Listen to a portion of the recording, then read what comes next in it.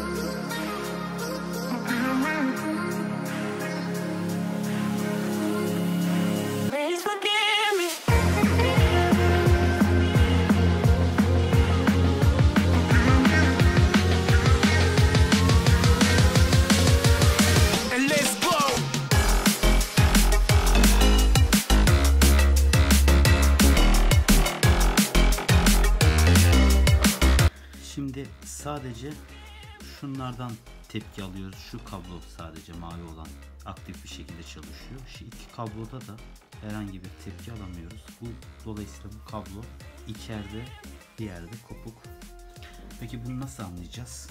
Bunu en basit şöyle anlayabiliriz.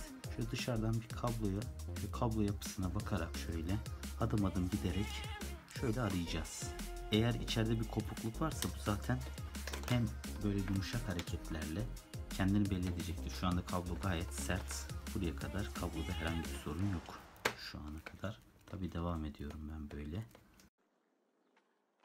Şu ana kadar herhangi bir yapısal bozukluk yok. Şöyle bakalım.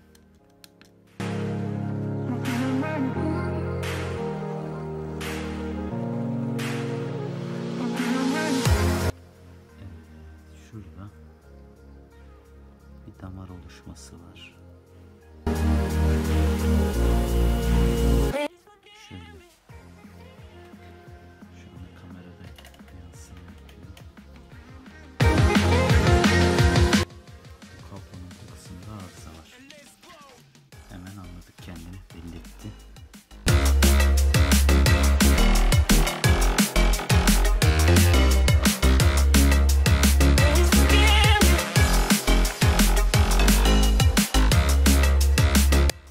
Sorunu bulduk.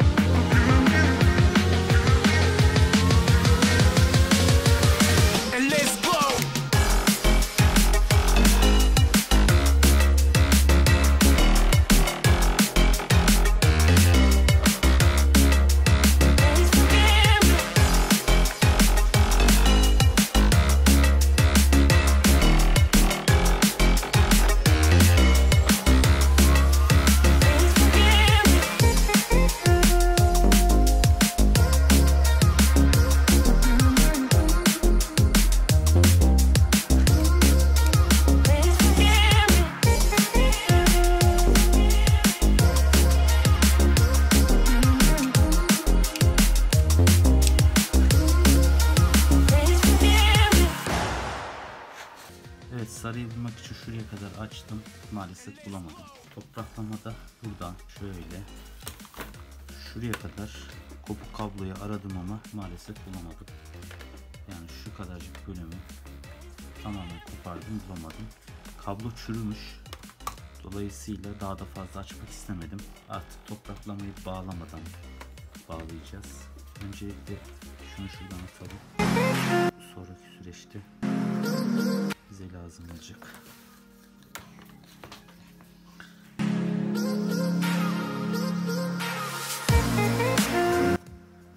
Evet, burada bir kablo pabuç kullanacağım.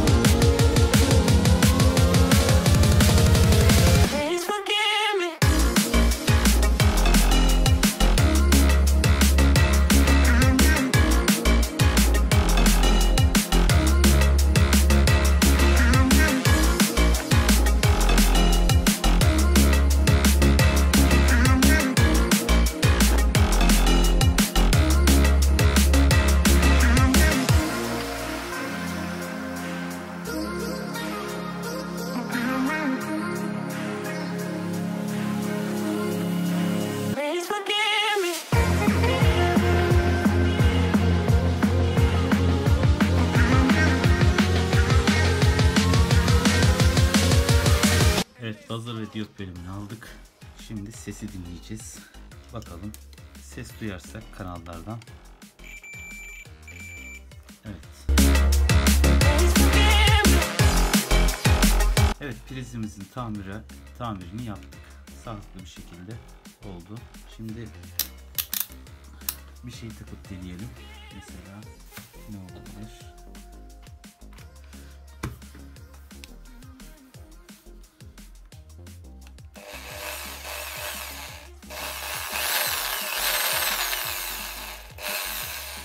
Evet, her birinden çalışır zaten artık.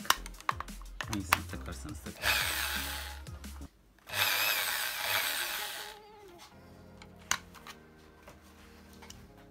Evet, umarım faydalı bir video olmuştur. Beğenmeyi, abone olmayı, yorum atmayı unutmayın. Kendinize iyi bakın. Hoşça kalın.